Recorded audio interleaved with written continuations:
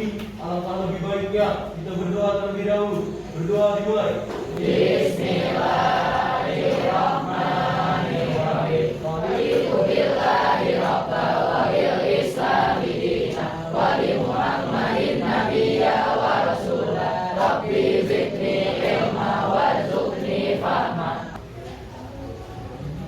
Apa kabar semuanya? Baik. Semoga semuanya sehat selalu ya. Sebelum mulai pembelajaran hari ini, gua akan mengecek kehadiran kalian terlebih dahulu. Aurel, hadir. Ayu Fitri, hadir. Azizi, Askal, Azmi, hadir. Azriel, Zulfa, Zara A, hadir. Berarti yang nggak masuk hanya Sabita ya? Oke, hari ini masuk semua berarti kecuali Sabita memang sedang izin. Oke, sebelum kita belajar, Ibu mau kalian berdiri terlebih dahulu. Coba semuanya berdiri. Cek kerapihan diri masing-masing. Tuh, ada yang belum keluar. Masukin dulu bajunya, please. Udah. Sepatunya dicek apakah sudah hitam semua?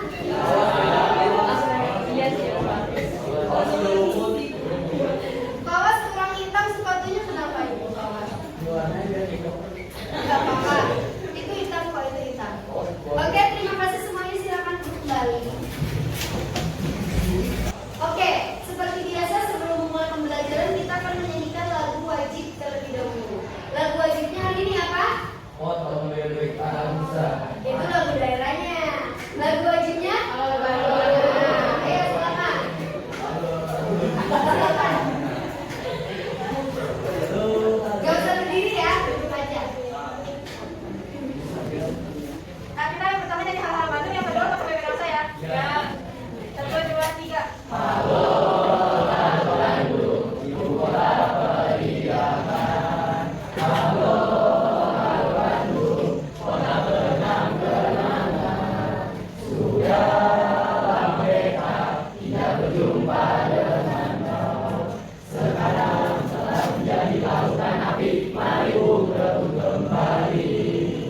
Kita BB Rasa ya. 1, 2, 3. Oke,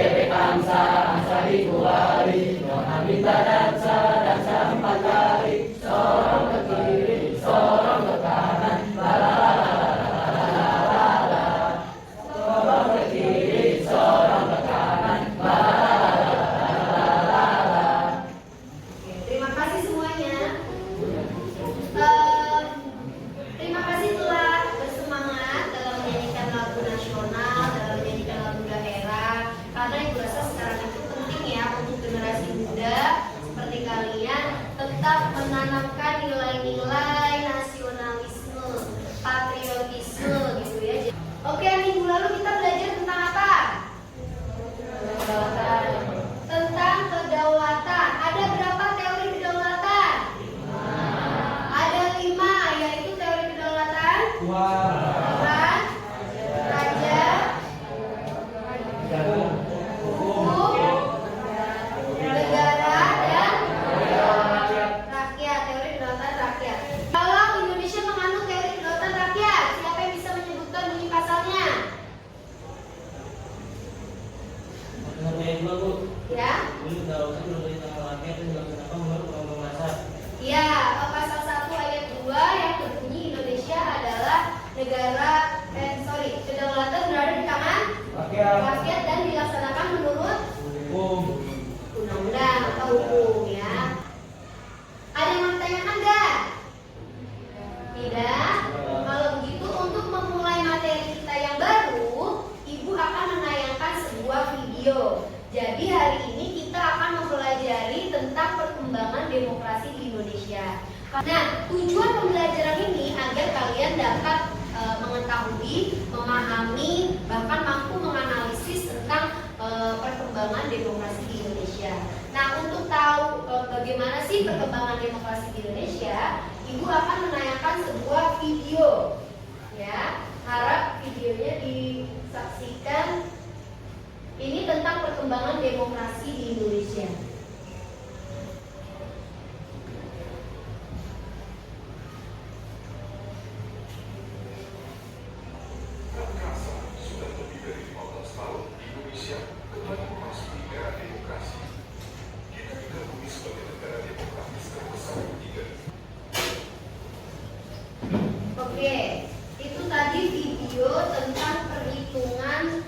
Indeks Demokrasi Indonesia atau IDI ya. IDI itu adalah suatu lembaga yang tugasnya menghitung tingkat demokrasi di Indonesia.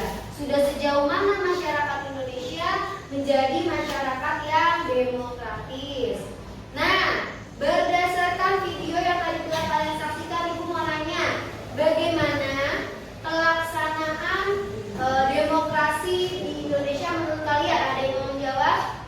Ya, silakan.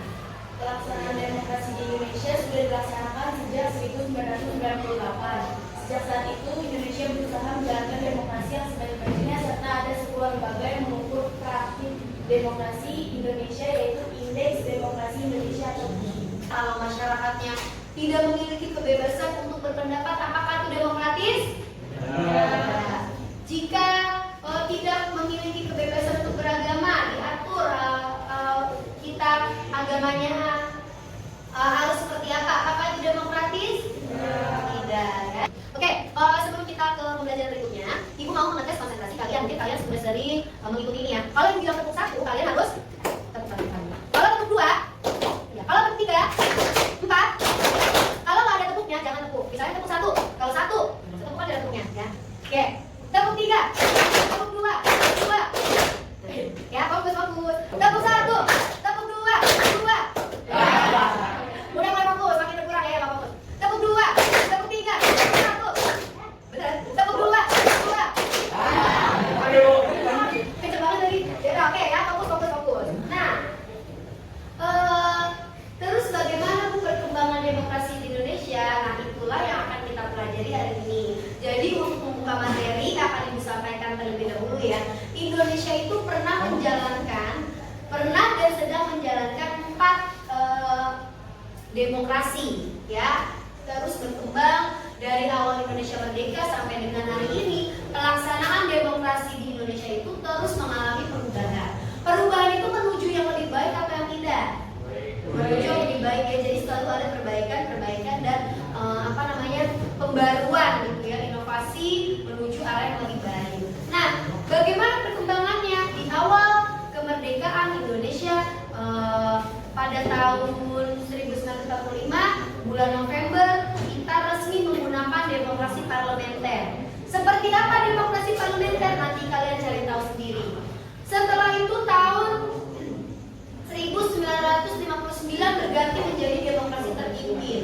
Demokrasi terpimpin itu seperti apa? Nanti akan kita pelajari sama-sama. Setelah itu demokrasi Pancasila. Setelah demokrasi Pancasila tahun 98 berganti sampai dengan hari ini kita menjalankan demokrasi Pancasila di era reformasi. Ya, jadi ada perbedaannya demokrasi Pancasila dan demokrasi Pancasila di era reformasi mulai dari tahun 98 sampai sekarang. Seperti apa kira-kira pelaksanaannya? Perbedaan antara demokrasi parlementer terpimpin Pancasila itu seperti apa bedanya? Akan kita cari tahu bersama-sama. Bagaimana kita mencari tahunya? Ibu akan membagi kalian ke dalam 8 kelompok. Nah, nanti di kelompok itu Ibu akan memberikan sebuah naskah teks berita. Teks berita itu Ibu minta tolong sama kalian untuk dianalisis kelebihan dan kekurangan periode demokrasinya, serta dicari tahu pelanggaran-pelanggaran terhadap Pancasila apa saja yang terjadi di era demokrasi tersebut. Nanti Ibu akan membagikan masing-masing kelompok itu satu berita. Beritanya tentang apa, Bu? Tentang pelaksanaan demokrasi di Indonesia. Misalnya ada yang naskah berita pelanggaran hukum dan penyimpangan terhadap Pancasila di era demokrasi parlementer. Ada yang di era demokrasi terpimpin Pancasila dan Pancasila di era reformasi. Nah, nanti kalian silakan analisis kelebihan dan kekurangan demokrasi tersebut serta dicari pelanggaran terhadap Pancasila apa saja yang terjadi pada saat itu ya. Silakan kita berhitung aja bagi kelompoknya ya. Dari mana? Dari sebelah sana. Itu 1 sampai 8.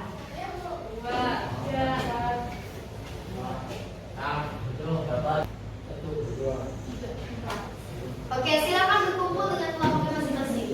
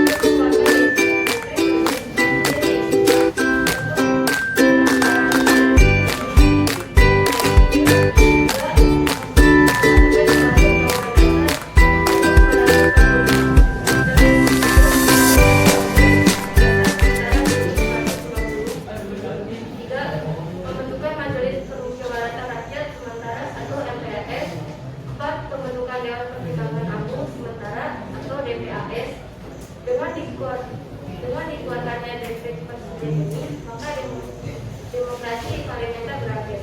Sekian dari kelompok kami. Apa ada yang ingin ditanyakan? Tadi dijelaskan bahwa saat demokrasi parlementer presiden hanya sebagai lambang.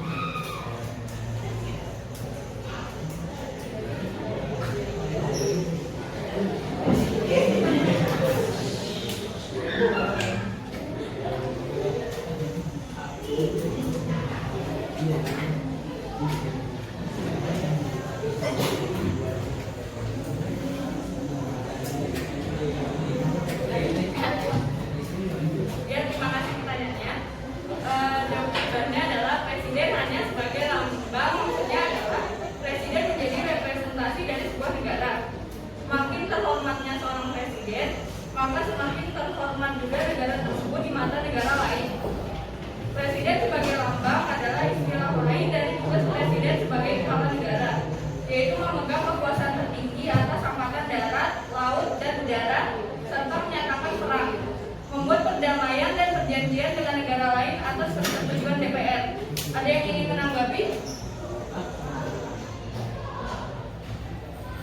Silakan. Saya ingin bertanya kenapa di dalam presiden pada kondisi dibuatkan dan apa yang pada saat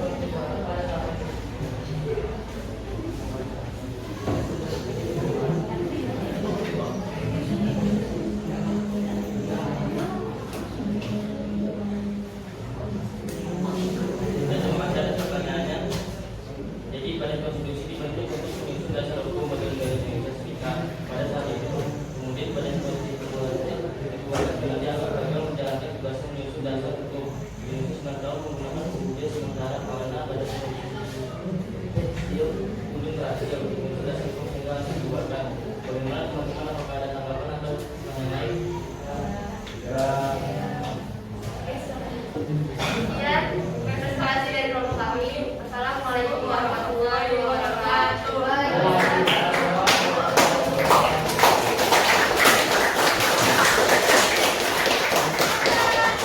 Terima kasih untuk kelompok 1. Oke, terima kasih kepada semua siswa di kelas 9, 11 ya, sudah melaksanakan presentasi dengan baik, sudah berdiskusi, terus setelah berdiskusi dipresentasikan. Saat presentasi teman-teman menyimak, memberikan tanggapan, memberikan pertanyaan. Tepuk tangan dulu dong buat kelasnya. Sebelum Ibu menyampaikan kesimpulan, adakah yang ingin menyampaikan kesimpulan terlebih dahulu? Ya, silakan Fahri. kesimpulan hari ini adalah Indonesia pernah menjalankan demokrasi parlementer pada tahun 1945 sampai 1959. Pada saat itu berlaku Undang-Undang Dasar Republik Indonesia Serikat 1949 sebagai dasar hukum di Indonesia. Tapi di demokrasi parlementer tidak sesuai dengan bangsa Indonesia sehingga melalui dekret presiden demokrasi parlementer terakhir. Ya, ada yang ingin menambahkan? Saya Bu, Silakan. buat saya akan tambahkan, Indonesia juga pernah menjalankan demokrasi pimpin Bu. Pada tahun 1959 sampai dengan tahun 1966. Dalam demokrasi pimpin, pusatan kekuatan berada di tangan presiden, bukan dengan musyawarah mufakat, sehingga sangat bertentangan dengan prinsip kebangsaan Indonesia. Ya, itu adalah pelaksanaan demokrasi terpimpin yang banyak terjadi penyimpangan terhadap nilai-nilai Pancasila. Apa yang disampaikan oleh teman kalian itu betul. Jadi di masa reformasi, di masa sekarang, pelaksanaan demokrasi itu lebih baik daripada di era-era yang sebelumnya. Kenapa? Karena sekarang itu sudah jelas ada pemisahan kekuasaan, ada lembaga legislatif, eksekutif, dan yudikatif. Berarti hari ini kita ngapain aja tadi?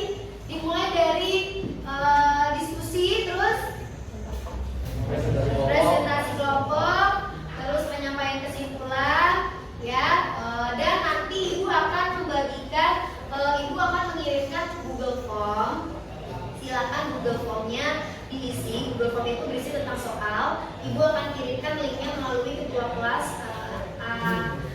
melalui ketua kelas. Nanti ketua kelas dibagikan ke grup ya. Nah, harus dikerjakan hari ini, harus selesai karena itu soalnya cuma sedikit. Jadi silakan dikerjakan. Ibu ingin mengetahui apakah kalian memahami pembelajaran pada hari ini atau belum ya. Untuk kelas 9-11 pesan ibu adalah tetap kompak, tetap menjaga solidaritas karena kalian sudah ada di kelas 9 seperti yang tadi disampaikan kan. Jadi 1 tahun ini kalian manfaatkan dengan menjalin pertemanan yang baik, menjalin pertemanan yang sehat, jaga nama baik sekolah kalian dimanapun kalian berada. Untuk pertemuan berikutnya kita masih mempelajari tentang kedaulatan, hanya saja dengan materi pokok yaitu perkembangan sistem pemerintahan di Indonesia. Bagaimana sih sistem pemerintahan Indonesia dari awal Indonesia merdeka sampai dengan hari ini? Ada yang ditanyakan? Tidak ada? Oke, kalau gitu Ibu akhiri pembelajaran hari ini. Ibu tutup. Assalamualaikum warahmatullahi wabarakatuh. Waalaikumsalam warahmatullahi wabarakatuh.